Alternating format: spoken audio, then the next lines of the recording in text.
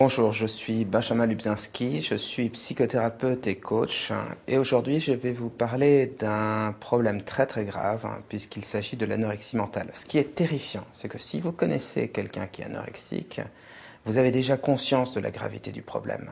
Mais ce qui est vraiment terrifiant, c'est que si vous êtes anorexique, vous n'en êtes pas forcément consciente et surtout vous allez considérer ça comme plutôt une bénédiction qu'autre chose. Et pourtant, soyons très clairs, l'anorexie est un vrai risque. Je ne dis pas qu'elle ne vous permet pas de vous sentir bien, de vous anesthésier, de contrôler vos émotions, vos comportements, de vous sentir mieux, mais pensez aux risques. Alors, les premiers risques, évidemment, ce sont les risques basiques de santé. C'est ce qu'on appelle l'aménorrhée, c'est l'arrêt des règles. C'est pas très grave, généralement elles reviennent. Vous allez avoir des carences alimentaires. N'oubliez pas que votre cerveau a besoin de sucre. Vous pouvez avoir des problèmes de concentration. Vous pouvez avoir beaucoup de problèmes liés à vos difficultés alimentaires. Et puis surtout, n'oubliez pas que 15% des anorexiques mourront. Donc, on ne peut pas considérer ça d'une autre manière que comme une maladie très grave. Alors, quand un psy ne sait pas vraiment expliquer l'origine d'un problème, il a tendance à dire que c'est polyfactoriel. Alors, je ne pourrais pas vous donner une vraie explication de l'origine de l'anorexie mentale. Il est sûr que l'image des filles filiformes dans les magazines, totalement retouchées et totalement irréalistes, n'aide pas à se construire une image favorable de la femme. N'oubliez pas, une femme, par nature, a des seins, des fesses, des formes, c'est ce qui plaît aux hommes, et c'est aussi la manière naturelle d'être. C'est une constance de la biologie, c'est la manière aussi, éventuellement, un jour, d'avoir un bébé. Et pourtant, les anorexiques se sentent gênés par leur corps. Et même si elles voient que objectivement elles ont un poids qui correspond au quotient classique, elles se sentent toujours horriblement grosses. C'est-à-dire que si vous êtes anorexique, vous voyez dans la glace, et là où tout le monde voit une fille squelettique, soyons très clairs, souvent moche, parce que la grande maigreur déplaît, eh bien vous allez voir dans la glace un immonde boudin, là où tout le monde voit simplement une fille qui n'a que la peau sur les os. Et c'est très difficile d'accepter qu'on a un problème. C'est facile de traiter l'anorexie, mais c'est très difficile de l'accepter parce que, soyons clairs, ça vous apporte beaucoup de choses, ça vous permet de contrôler vos sentiments. Il y a cette impression de voler, cette impression de contrôle, cette impression d'être maître de soi-même, cette impression d'être plus intelligent, plus clair dans sa manière d'être. Et c'est pour ça qu'on classe l'anorexie parmi les perversions. Qu'est-ce que c'est qu'une perversion? C'est un problème qui est objectivement grave, mais qui subjectivement est perçu comme quelque chose de positif. D'où vient l'anorexie?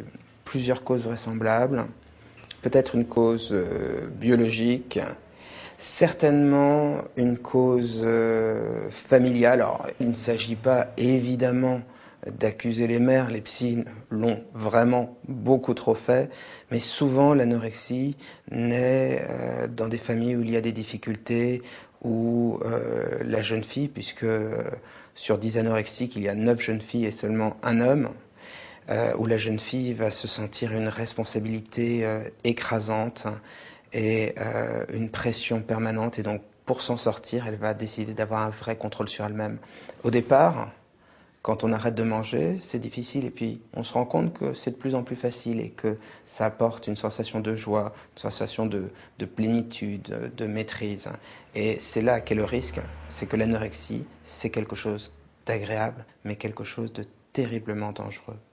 Il y a certainement d'autres raisons. On distingue deux types d'anorexie généralement. L'anorexie abstinente et l'anorexie pénitente. C'est-à-dire qu'il y a assez clairement des situations, c'est pour que la famille n'éclate pas, pour gérer des problèmes, pour peut-être attirer l'attention qu'une personne se met à développer une anorexie. Et une fois qu'on guérit la famille en thérapie familiale, on a de très bons résultats. Mais il y a aussi une autre forme, plus perverse, plus délicate à traiter. Il s'agit de l'anorexie abstinente. De la même façon que les saints, les ermites trouvent une sorte de dépassement d'eux-mêmes dans le jeûne, eh ben, Les anorexiques vont trouver une très très grande satisfaction, une anesthésie des sens, un besoin de dépassement qui est très proche de quelque chose qui touche à la spiritualité, au dépassement de soi et qui a toujours quelque chose de très moral. Les jeunes femmes anorexiques sont souvent très très morales, très très intelligentes. Si vous regardez cette vidéo et que vous avez quelqu'un dans votre entourage qui est anorexique, n'hésitez pas à la faire culpabiliser. N'hésitez pas à utiliser de tous les moyens possibles pour la pousser à consulter. Vous avez en gros 4 moyens qui marchent. Le plus connu, c'est ce qu'on appelle les TCC, les thérapies cognitives et comportementales. Au départ, elle se passait dans un total isolement. La jeune femme anorexique n'avait pas le droit de voir sa famille. Et puis on s'est rendu compte que ça ne servait pas à grand-chose. Et donc maintenant, elle ne se passe plus en hôpital, ou sinon très très rarement, c'est-à-dire simplement au moment où il y a déjà un danger vital pour la personne. Deuxième méthode qui a des résultats encore meilleurs mais qui n'est pas très connue en France, c'est ce qu'on appelle la thérapie systémique. Ça fonctionne très très bien. Troisième méthode, des groupes de parole. Des groupes de parole, des groupes de thérapie où des jeunes filles anorexiques ou n'étant plus anorexiques discutent entre elles. Et puis quatrième chose à ne pas négliger du tout, c'est la dimension familiale. Il est très intéressant, si l'un de vos proches souffre d'anorexie, de vous remettre également, c'est pas très gentil, mais un petit peu en cause, vous et votre famille, et de voir comment faire pour que votre fille ou votre fils se sente mieux. L'anorexie, c'est un garçon pour 9 filles, mais malheureusement de plus en plus de garçons touchés par l'anorexie. Et puis, ce sont d'autres difficultés, c'est une perte des sentiments, une perte du goût de vivre, souvent des dépressions, une perte de la sensualité, du plaisir d'aimer, du plaisir de vivre, des situations excessives où finalement, à force de se contrôler, on oublie de chercher à vivre et on oublie de chercher à être heureux. Si vous êtes anorexique et que vous regardez cette thérapie, eh bien, je vous le dis très clairement, l'anorexie, c'est votre meilleur et votre pire ami. Elle vous apporte énormément de choses, mais elle vous en enlèvera tout autant. Et donc vous n'avez pas le choix, vous devez consulter. Mais si vous consultez, choisissez le bon mode de thérapie. La psychanalyse n'est absolument pas utile pour l'anorexie. TCC, thérapie systémique, groupe de parole, thérapie familiale. Et n'oubliez pas qu'une fois que vous aurez vaincu l'anorexie, vous vous sentirez plus vivante, vous aurez quelque chose de merveilleux à la place du contrôle alimentaire, ça s'appelle la satiété, c'est-à-dire quelque chose qui inconsciemment vous permettra de garder un poids raisonnable et surtout vous allez apprendre à vous aimer et à avoir confiance en vous.